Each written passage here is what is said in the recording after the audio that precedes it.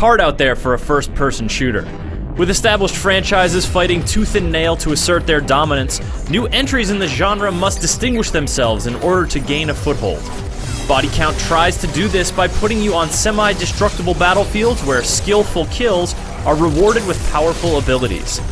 As you shred your way through the often spacious environments, you can strive for a higher skill shot multiplier, or just shoot up the joint and let the enemies fall where they may. Bodycount does a solid job of creating a nice-looking world with decent gunplay mechanics, but alas, these elements fail to coalesce into exciting gameplay.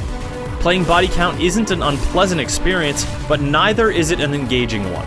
With a short campaign, bare-bones multiplayer, and uninspired cooperative play, Bodycount is a lightweight competitor in a heavyweight division.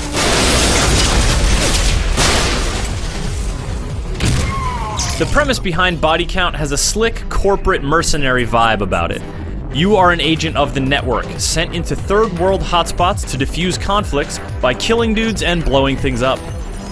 A disembodied female voice guides you through your missions and explains why you are doing what you are doing and who you are doing it to. And we have a door. What the hell is it doing here? The detached exposition keeps you from getting involved in the story, and after you cause an explosion that kills tens of thousands of people, and the lady voice describes it as doing a little good, you shudder to think what she means by doing a lot of good. We've done a little good. Let's do a greater good. Now, let's shut the target down. This cold-hearted bit of dialogue is fitting, however, because Bodycount is all about killing dudes. You can carry 2 weapons at a time, beginning with a submachine gun and a shotgun. As the game progresses, your arsenal expands to include a variety of assault rifles, a pair of pistols, and a few other firearms. There are only 10 guns in total, however, and only a few of these are actually fun to shoot, including the high-caliber handgun and the futuristic cover-shredding SMG. Many of your guns are merely serviceable, effective, but not exciting. The ones that are effective at range are a particular disappointment, though they are very useful for getting skill shots. You can earn skill shots in a variety of ways, including headshots, kills from behind, surprise kills, explosive kills, I shot away your cover and killed you kills, and oh crap, I'm about to die kills. Each consecutive skill kill adds a point to your combat chain, aka the multiplier in the top left corner. The higher your chain, the more intel you gain from killing enemies. Intel manifests as glowing circular icons that burst forth from your enemies when you kill them like candy from a piñata, and you can use it to activate enhancements during battle. These powers can grant you increased durability, speed, or firepower, and even let you call in an airstrike to devastate a swath of the battlefield. While they can certainly come in handy, these powers aren't very exciting, and they feel like mere incidental bonuses throughout most of the game. The AI in Bodycount is aggressive, but not very smart. They often leave themselves exposed for long seconds, practically begging you to shoot them in the head. If you get too cocky, they're more than happy to put you down, but the penalty for death is minimal. Things get tougher in the later levels, and activating enhancements becomes more tactically valuable, but even when they get deadlier, enemies still bungle around the battlefield, making them feel like unworthy opponents.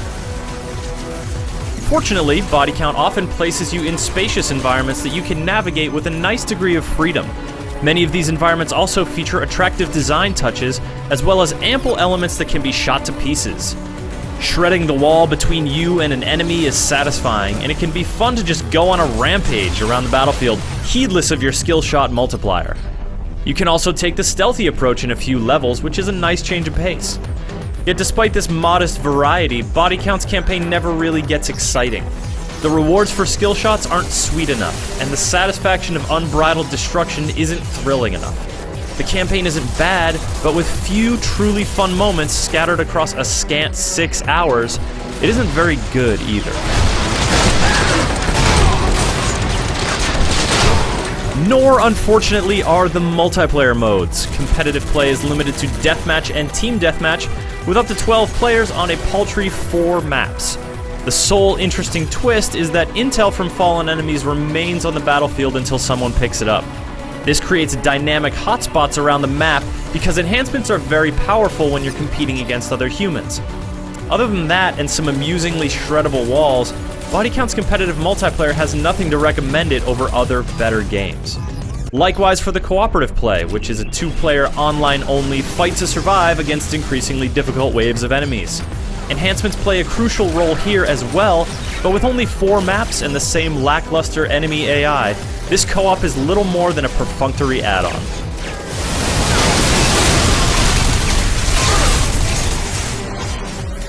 You have to get out of there!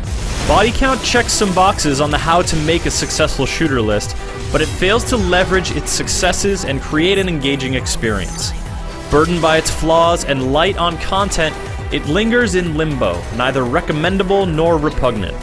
Bodycount might make a decent bargain bin purchase one day, but as a full-price entry in the first-person shooter genre, it is well out of its league. Warning.